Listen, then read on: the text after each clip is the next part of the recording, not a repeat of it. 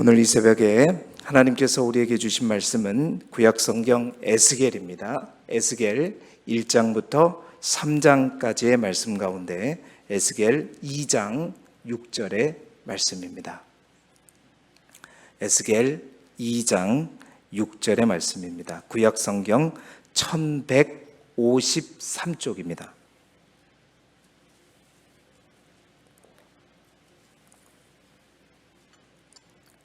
에스겔 2장 6절 구약성경 1153쪽입니다.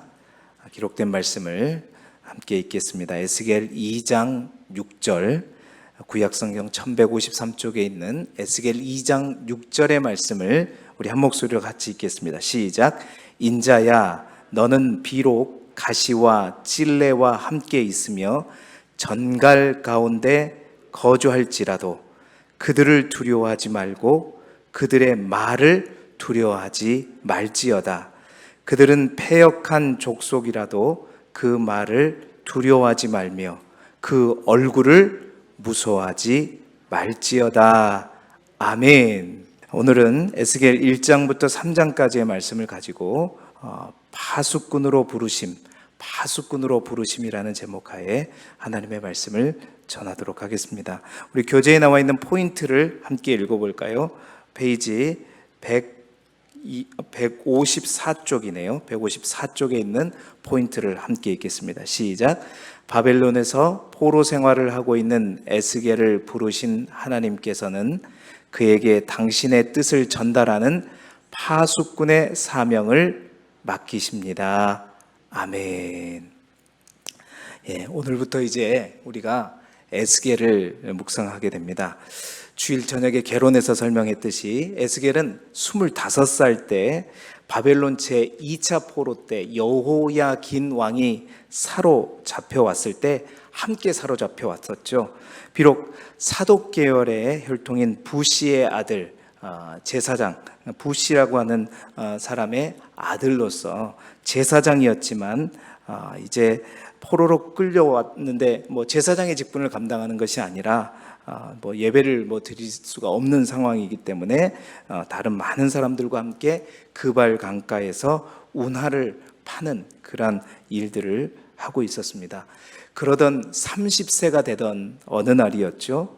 말씀드렸듯이 하늘이 열리면서 하나님의 모습을 보았고 그 놀라운 하나님의 형상 속에서 그 하나님으로부터 소명을 받게 됩니다. 그리고 하나님의 말씀을 듣게 되고요. 또 그래서 하나님의 사명자로 또한 하나님의 파수꾼으로서 이제는 제사장이 아닌 하나님의 말씀을 전하는 자, 선포하는 자, 선지자로 부름을 받게 되죠. 그 과정을 설명하고 있는 내용이 에스겔 1장부터 3장까지의 내용입니다. 우리가 성경을 읽어보게 되시면 아시겠지만 당시 이게 포로로 끌려온 1차 포로로 끌려온 사람들도 있었고 이제 2차 포로로 끌려왔는데 포로로 끌려온 사람들의 백성의 상태는 육체적으로나 정신적으로나 또한 영적으로 모든 것이 사실 다 무너진 상태죠. 사실 그렇지 않다면 이 사람이 아닌 거죠. 영적인 상태는 당연히 무너졌을 수밖에 없죠. 영적인 상태가 무너지지 않았다면 바벨론 포로로 끌려오지도 않았을 거예요. 그러니까 이미 영적으로는 완전히 무너진 상태였죠.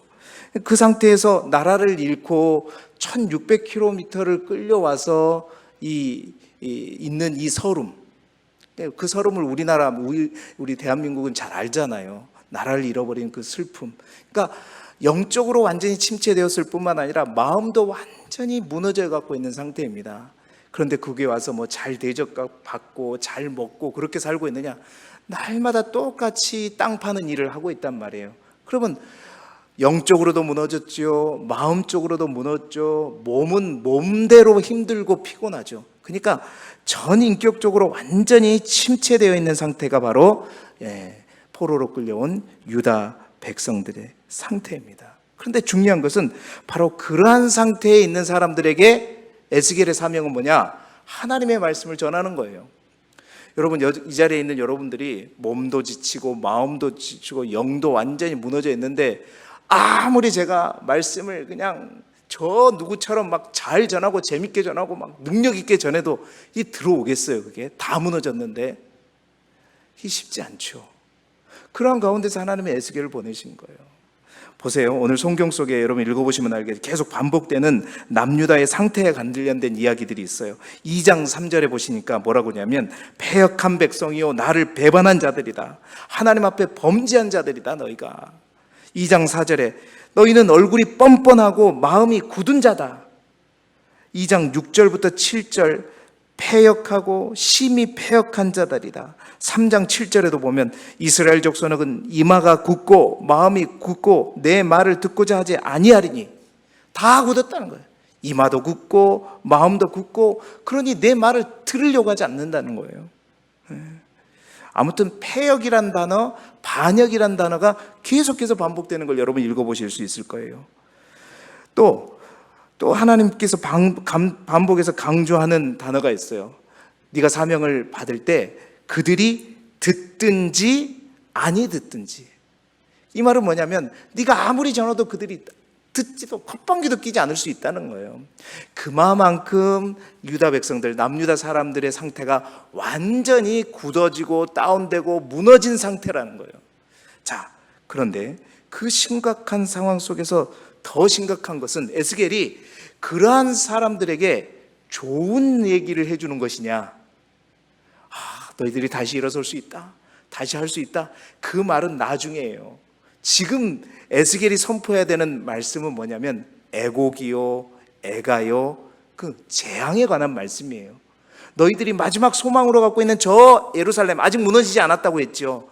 무너지지 않는 그 마지막 남은 그 소망까지도 완전히 무너뜨려 버리는, 예루살렘이 멸망할 것이다, 다 우리 때문이다, 우리들의 죄 때문이다, 그런 말씀을 전하니 여러분 모든 게 마음까지 다 굳어져 있는 자에게 좋은 소리도 아닌 절망과 재앙의 소리를 전한다. 여러분이 이게 에스겔이 감당해야 될 사명이었던 거예요. 힘들겠죠, 어렵겠죠. 어떻게 그걸 감당할까요? 에스겔은 바보일까요? 다 알죠. 그런데 그러한 에스겔을 불러서 하나님은 그를 사용하셔서 그들에게 말씀을 전하는 사명자로, 파수꾼으로 사용하시겠다 말씀하는 겁니다. 자, 그래서 저는 특별히 오늘 말씀을 통해서 사명을 받은 에스겔의 모습 속에서 사명자에게 꼭 필요한 것이 뭔가, 하나님은 사명을 주실 뿐만 아니라 그 사명자에게 또 주시는 것들이 있다는 거죠. 그것이 무엇인가 함께 살펴봄으로써 우리 또한 크고 작지만 다 사명을 갖고 있잖아요.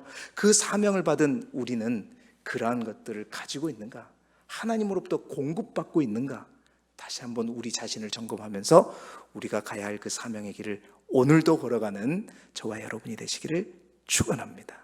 자, 첫 번째가 뭐냐? 하나님의 사명을 받은 자가 꼭 받아야 되고 꼭 필요한 건 뭐냐? 하나님의 영에 사로잡혀야 된다는 거예요. 첫 번째는 하나님의 영에 사로잡혀야 된다는 겁니다. 감당할 사명이 크든지 작든지, 그것이 힘들든지 쉽든지 간에 하나님의 사명을 감당할 자에게 꼭 필요한, 하나님으로부터 꼭 받고 체험해야 될 한 가지가 뭐냐? 개인적인 영적인 체험과 함께 그 하나님의 영에 온전히 사로잡혀야 된다. 지난번 제가 요시아의 종교개혁을 얘기할 때도 거듭 말씀드렸습니다. 가장 먼저는요, 나의 하나님을 만나야 돼요. 내가 그 하나님을 체험해야 된단 말입니다. 에스겔이 여러분 하늘이 열리면서 보게 된 하나님의 모습이 바로 그거예요. 1장 4절부터 28절까지 길게 소개되고 있어요. 하나님의 그 모습. 간략하게 설명하자면 저 북쪽에서 폭풍과 큰 구름 속에서 번쩍이는 게 오는 거예요. 자세히 보니까 사람의 모양인데 네 생물의 형상이 보이더라는 거예요. 에스겔이 보니까 그들은 네 개의 얼굴과 얼굴이 네 개고 네 개의 날개를 갖고 있는데 그의 다리는 송아지 발바닥 같은 발바닥을 가졌다는 거예요. 그리고 전체적으로 그 광채는 구릿빛 같은 광채를 내더라는 거죠. 자, 그 네 생물의 얼굴, 앞은 사람이고 오른쪽은 사자요, 왼쪽은 소요, 뒤는 무슨 얼굴이요? 독수리 얼굴을 하고 있었어요. 그러니까 그 생물들의 네 얼굴에 따라 얼굴에 따라 다 바퀴가 하나씩 있는데 그 바퀴의 모양과 구조는 황홀 같고 바퀴 안에 바퀴가 있는 것 같더라는 거죠. 여러분 이해가 되세요? 안 되죠. 어찌됐든 더욱 신기한 것은 그 바퀴는 한 방향이 아니라 바퀴가 4개가 있는데 바퀴가 같은 방향으로 가는 게 아니라 각기 그냥 자기 방향이 다 따로따로 다 있다는 거죠. 사방으로 자유롭게 이동할 수 있다는 겁니다. 또한 바퀴 주위에는 눈이 가득하대요. 사람의 눈과 같은 그 눈이 가득해서 모든 것을 다 볼 수 있다는 거죠. 그리고 그 상물들이 이동할 때 날개 소리가 나는데 그 날개 소리는 많은 물소리와 같고 또 전능자의 소리와 같고 떠드는 소리와 같고 군대 소리처럼 들리더라는 거예요. 또 마지막으로 그 머리 위에 궁창이 있는데 그 궁창 위에 어떤 보좌 같은 게 보여요. 그 보좌의 형상이 있고 그 보좌 위에 사람의 모양인 형상이 있다라는 거예요. 그런데 그 사람의 형상이 뭐냐? 바로 온 세상을 주관하시는 저 우주적인 하나님. 그 보좌 위에 내생물 위에 궁창이 있고 그 궁창 위에 하나님의 보좌와 같은 엄청난 휘황찬란한 보좌가 있는데 그 보좌 위에 앉으신 분이 있는데 그분이 누구라는 겁니까? 하나님이었다. 여러분 에스겔은 무지개와 같은 빛을 내는 하나님의 영광 앞에 선 것이에요. 하나님을 만난 것입니다. 하나님을 체험한 것입니다. 여러분 각 모습마다 의미하는 바가 있겠지만 이 전체적인 모습을 통해서 정확하게 자기가 설명할 수는 없지만 그 모습을 통해서 그 하나님의 자유로움과 하나님의 온전함과 하나님의 강력함과 하나님의 전지전능함과 하나님의 세밀함 이 모든 것을 느낄 수 있었던 겁니다. 우리의 지혜로 정확하게 인식할 수 없는 부분이지만 여러분 우리 하나님은 분명히 존재하시고 분명히 역사하시고 또한 분명히 보이시고 또 분명히 우리 가운데 함께 하시는 분이시라는 겁니다. 뿐만 아닙니다. 2장 2절에 보십시오. 2장 2절에 보시면 그가 내게 말씀하실 때에 그 영이 내게 임하사 나를 일으켜 내 발로 세우시기로 라고 되어 있죠. 그 영이 내게 임하사 나를 일으켜 내 발로 세우셨다. 여러분 이때 말하는 그 영이 뭐예요? 하나님의 영이죠. 우리가 말하는 하나님의 영 성령인 것입니다. 이 표현은 3장 12절에도 반복되고 있고요 3장 24절에도 반복되고 있어요. 성령께서 에스겔에게 임하셔서 에스겔을 자신의 발로 설 수 있도록 만들어주셨다. 여러분 이 말은 에스겔이 성령에 사로잡혔고 성령께서 그를 세우셨다는 것입니다. 그러니까 에스겔에게 힘과 능력을 성령께서 권능으로 역사하셔가지고 세워주셨다라는 것입니다. 여러분 하나님의 사명자에게 반드시 필요한 것을 말하고 있는 거예요. 하나님의 사명자가 첫 번째 반드시 필요한 것 하나님으로부터 받아야 되는 건 뭐냐면 하나님을 체험하고 또 하나님의 힘 그 성령의 권능에 사로잡혀야 된다는 거예요. 그래서 사도행전 1장 8절에도 그냥 권능을 받아요. 그 권능은 나의 힘이 아닙니다. 우리가 가진 힘이 아니라 성령으로부터 하나님의 영에 사로잡힌 자들에게 부어지는 하나님의 힘이죠. 하나님의 능력인 것입니다. 여러분 에스겔이 감당할 일들이 너무나도 힘든 일이잖아요. 어려운 일이잖아요. 모든 게 다 깜깜 굳어버린 그들에게 하나님의 말씀을 전했을 때 오는 반응이 어떨까요? 신나게 열심히 전했는데 아무런 반응이 없어. 너 뭐하냐? 여러분 그러시면 안 돼요. 그러니까 그런 가운데 있는 에스겔에게 하나님께서 제일 먼저 주시는 거 뭐냐면 당신의 모습을 보여주시고 당신을 체험케 하시고 그리고 당신의 힘을 부어주시는 거예요. 사명은 그렇게 감당하는 겁니다. 그것에서부터 시작하는 것이에요. 그렇습니다. 하나님을 만나고 그의 영에 사로잡히면 자, 인자라는 표현을 많이 써요. 인자야, 인자야. 여러분 인자가 무슨 뜻이죠? 사람 인자, 아들 자자예요. 사람의 아들, 흑의 아들이라는 뜻입니다. 다시 말해서 그 전능하신 하나님, 휘황찬란한 하나님에 비해서 에스겔은 보잘것없는 사람이라는 거예요. 사람의 아들이라는 거예요. 그러나 그러한 인자라 할지라도 그러한 하나님을 만나고 하나님을 체험하고 성령의 능력에 사로잡히면 하나님이 맡기신 일들을 감당할 수 있다 없다? 있는 거예요. 있는 거예요. 여러분, 모세가 나이가 80이 나이에도 불구하고 나는 입이 둔합니다 말씀했죠. 뿐만 아니라 예레미야가 사명을 받을 때도 뭐라 그랬어요? 어린아이라 내가 말할 줄도 모른다고 말했죠. 엘리야는 어떻게 했습니까? 로다임 나무 아래서 죽음을 각오하고 죽고자 했었죠. 그러나 그들이 하나님을 만나고 하나님의 세미한 음성을 듣고 또 그들에게 하나님의 영이 강력하게 역사하자마자 여러분, 그들은 다시 설 수 있었고, 다시 말할 수 있었고, 다시 걸을 수 있었고, 다시 달릴 수 있었고, 다시 세워질 수 있었던 겁니다. 그렇습니다. 왜 힘의 근원 대신 하나님이 채워주시니까 날마다 하나님의 영에 사로잡혀야 된다. 사랑하는 성도 여러분, 여러분 또한 그러한 체험이 있기를 바랍니다. 그러한 하나님의 영의 공급하심이 있기를 바라요.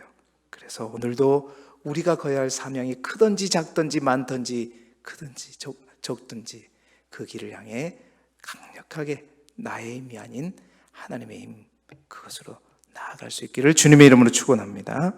두 번째로 사명자가 갖춰야 될 것, 하나님으로부터 받아야 될 게 뭐냐? 말씀을 중심으로 살아야 된다는 겁니다. 여러분, 하나님의 영에 사로잡힌 에스겔에게 하나님께서 제일 먼저 하신 작업이 있어요. 그것은 다름 아닌 뭐야? 당신의 말씀을 통해서 그에게 역사하시는 거였습니다. 여러분 2장 8절에 보세요. 2장 8절에 보시면 너 인자야, 내가 내게 이르는 말을 듣고 그 패역한 족속같이 패역하지 말고 내 입을 벌리고 내가 내게 주는 것을 어떻게 하라 그래요? 먹으라. 먹으라. 내 말을 듣고 또 그 말을 어떻게 하라?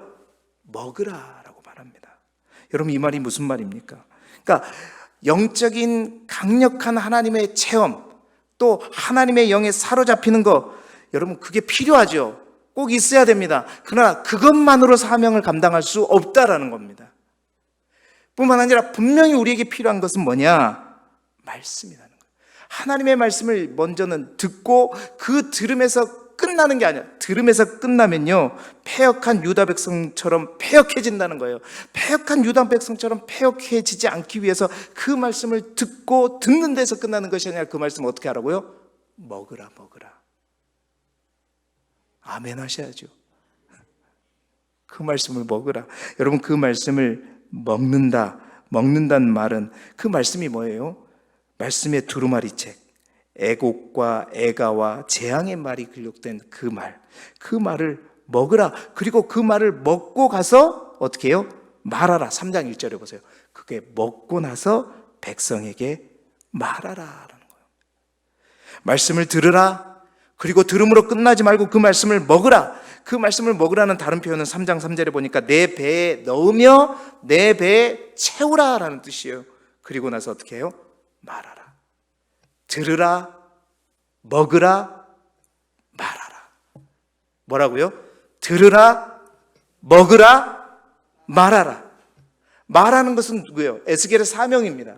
사명을 감당하는 자에게 반드시 필요할 또 하나의 공급원은 말씀을 듣고 그 말씀을 먹고 사명을 감당해야 된다는 것입니다. 여러분, 말씀은요, 그래서 먹는 것입니다. 말씀은요, 채우는 것입니다. 듣고 끝나면 그 말씀은 무엇밖에 안 돼요? 지식밖에 안 되는 거예요. 지식으로 끝나는 말씀은 고린도전서 8장 1절에 뭐라 하냐면 지식은 뭐하게 한다? 교만하게 하는 거예요. 들음으로 끝나는 말씀은요, 교만해요. 나를 교만하게 만듭니다. 말씀을 먹어야 말할 수 있고 말씀을 먹어야 사명을 감당하는 거예요. 우리 하나님은 반드시 구분해요. 이 사람이 말씀을 듣고 있는지 먹고 있는지 그러고 나서 말하고 있는지. 여러분, 우리는 쉽게 착각합니다. 어떻게 착각하냐? 말씀에 대한 지식을 하나님과의 친밀함으로 오해하는 사람이 많아요. 어떤 사람은 내가 다른 사람보다, 다른 성도들보다 말씀에 대한 지식이 많으니까, 많이 알고 있으니까 내가 하나님과 친밀하다? 아니요. 먹어야 돼요. 먹어야 돼. 먹는다는 것은 그 말씀이요, 육신이 된다는 겁니다. 말씀이 체화된다는 거예요. 여러분, 음식을 많이 갖고 있는 게 중요해요. 그것을 먹어서 내 영양분을 섭취하는 게 중요해요. 분명히 달라요. 우리 하나님은 반드시 구분합니다. 이게 지식인지 그냥 들은 말씀인지 먹은 말씀인지 하나님은 다 아셔요. 우리의 또 하나의 착각은 뭐냐면 그 말씀에 대한 지식이 내가 하나님의 말씀대로 행하고 있다고 착각하는 사람이 많아요. 지식이 많으면, 하나님의 말씀을 많이 알고 있으면 내가 하나님의 말씀을 잘 행하고 있다라고 착각하는 사람, 아니요, 절대 그렇지 않습니다. 말씀은요, 듣고 먹고 말하는 거예요. 그러한 역사가 여러분에게 일어날 수 있기를 축원합니다. 영적인 체험이 필요합니다. 성령에게 사로잡히는 것이 필요해요. 하지만 그것에만 의지하게 되면 우리는 신비주의에 빠지게 되고 그것이 오히려 우리에게 독이 되는 거예요. 그래서 하나님은 사명자에게 반드시 두 번째 뭘 주신다? 말씀을 주신다. 그래서 그 말씀을 영적인 양식으로 날마다 먹어야 되는 거예요. 사랑하는 성도 여러분, 그 말씀을 날마다 정말로 잘 드시기를 소망합니다. 별로 안 먹고 싶으신지 아멘 소리가 작으시네. 정말로. 그런데요, 감사한 것은 그렇게 그 말씀을 제대로 먹으면 그 말씀이 어떠냐? 3장 3절 하반절에 우리가 잘 아는 말씀이죠. 내가 먹으니 그것이 뭐라 그래요? 내 입에 달기가 뭐 같더라? 꿀 같더라. 할렐루야. 정말 하나님의 말씀이, 우리 말씀 대행진을 통해서 날마다 기도하는 게 그거예요. 우리 성도들이 말씀이 정말 꿀처럼 달다, 꿀처럼 달다. 어이구, 그냥 밥맛 없다가도 살맛 없다가도 그냥 말씀을 듣고 말씀을 먹으니까 막 살맛이 나고 힘이 솟고 막 그러기를 축원합니다. 이럴 때는 아멘 아멘 이렇게 하셔야 돼요. 말씀을 사모하고 말씀이 우리의 심령에 뿌리를 내리게 되면 그 말씀이 꿀과 같다는 말은, 꿀은 뭘 의미하냐면 참된 만족을 의미하는 거거든요. 그 말씀이 쫙 우리 안에 뿌리 내리게 되면 여러분 모든 것을 채워줘요. 모든 부족한 것들을 채워주는 겁니다. 여러분, 밥과 말씀의 차이 똑같지 않아요. 밥은 우리의 몸만 배부르게 하지만요, 우리에게 힘을 주는 거지만, 말씀은 똑같이 우리 영적으로 힘을 주지만 그 말씀은 또한 우리의 삶에, 우리의 발의 등이요, 우리의 길에 뭐가 돼요? 빛이 되는 거예요. 힘도 되지만 방향까지 설정해 주는 것이 바로 하나님의 말씀입니다. 듣고 먹고 채우고 말하라. 세 번째로 뭐가 필요할까요? 하나님의 마음을 가져야 합니다. 하나님의 마음을 가져야 한다는 거예요. 3장 14절에 우리가 마지막 주목할 말씀, 주의 영이 나를 들어올려 데리고 가시는데 내가 근심하고 분한 마음으로 가니 여호와의 권능이 힘있게 나를 감동시키더라. 내가 근심하고 분한 마음으로 가다. 세 번째 사명자는 반드시 뭘 가져야 되냐? 하나님의 마음을 가져야 된다는 거예요. 여러분, 여기서 근심하고 분한 마음, 근심하고 분하다, 마르바하마트, 히브리어로 마르바하마트, 히브리어로 마르라고 하는 것은 쓰다라는 뜻이에요. 매우 쓰다. 바하마트는 분노한, 경노한, 막 화가 넘치는 이런 거예요. 그러니까 근심하고 분한 마음이라는 건 에스겔의 마음이 경노함, 분노함 안에서 막 쓰라렸다는 뜻입니다. 여러분, 이 말은 뭐냐면 폭발 일보 직전인 화산과 같은 마음, 원어적으로 볼 때는 그렇게 해석할 수 있는 거예요. 이 뜻은 뭐냐면 그가 하나님을 체험하고 하나님의 영에 사로잡히고 그 하나님의 말씀 두루마리 책을 삼킨 순간 그에게 주어지는, 하나님께서 공급해 주는 마음이 있었어요. 그 마음은 뭔 마음이냐? 바로 하나님과 동일한 마음이에요. 하나님과 동일한 마음. 정말로 패역한 백성, 불의한 백성을 바라보면서 의로운 분노를 발산하는, 그것은 바로 이 마음은 지금 에스겔이 드디어 하나님의 마음을 공유하기 시작했다는 것입니다. 여러분, 이 에스겔의 마음이 어떤 마음이냐? 바로 우리가 전에 나누었던 바벨론 포로로 돌아왔을 때 에스라가 품었던 마음이에요. 하나님의 백성이 그렇게 70년간 고생하고 다시 돌아왔음에도 불구하고 여전히 돌이키지 못하고 다시 한번 또 많은 원주민들과 결혼해서 우상을 다시 갖게 되는 그런 모습을 보면서 에스겔이 기가 막혀 거룩한 분노를 내면서 막 머리털을 뽑고 수염을 뽑고 그러면서 막 하나님 앞에 울면서 옷을 찢으면서 했던 그 마음, 이게 바로 뭐예요? 마르바하마트, 바로 근심하고 분한 마음, 이것이 바로 하나님의 마음인 것입니다. 하나님께서 사용하시는 사람은요, 하나님의 마음을 품는 자인 줄 믿습니다. 저 죽어가는 영혼들을 볼 때마다, 정말로 아파하고 슬퍼하는 영혼들을 바라볼 때마다, 죄에 빠져 죽음을 향해 가고 있으면서도 정말로 기뻐하는 이들을 볼 때마다 하나님의 마음으로, 하나님의 사랑으로, 하나님의 자비와 긍휼로, 하나님의 정의로 그들을 볼 수 있는 그 마음. 사랑하는 성도 여러분, 하나님의 마음이 나의 마음이 될 때 우리는 하나님의 진정한 사명자요, 파수꾼이요, 하나님의 도구가 되는 것이에요. 그러나 내 마음이 하나님의 마음인 것 그냥 착각하면서 사는 사람은 하나님의 도구가 아니라 바로 하나님의 장애물이 되는 것입니다. 이제 말씀을 마치겠는데요, 어떠한 일이든 우리 모두에게도 이 땅에 우리를 보내실 때 하나님께서 우리에게 주신 사명이 있습니다. 크든 작든 많든 적든 다 있어요. 그런데 그러한 우리에게 반드시 있어야 될 건 뭐냐? 하나님을 만나고 성령에 사로잡혀야 되는 줄 믿습니다. 뿐만 아니라 하나님의 말씀을 날마다 먹어 채워야 될 줄 믿습니다. 그리고 그러고 나서 하나님의, 내 마음이 아니라 하나님의 마음으로 감당해야 된다. 그런데 우리 하나님은 그러한 사명과 일한 것만 주실 뿐만 아니라 오늘 성경에 보게 되면 우리가 읽었던 말씀이죠. 그러한 하나님은 그것을 감당하시도록 우리를 도우시는 하나님이에요. 그 하나님은 2장 6절 오늘 우리가 읽은 말씀과 3장 8절 7절에 하나님은 우리를 위로하시고 응원하시고 우리에게 용기를 주시고 우리에게 금광석과 같은 방패를 주시는 분이시다. 그래서 그들과 그들의 말과 그들의 얼굴을 두려워하지 말라. 내가 너에게 힘이 되고 내가 너와 함께 하겠다. 내가 너의 방패가 되겠다. 금광석과 같은 방패가 되겠다. 오늘도 우리의 인생에 가시와 찔레가 있고 전갈이 있을지라도 하나님의 주신 사명을 붙들고 용기 있게 담대하게 오늘도 승리하며 나아가는 우리 모두가 되기를 그리스도 예수 이름으로 축원합니다.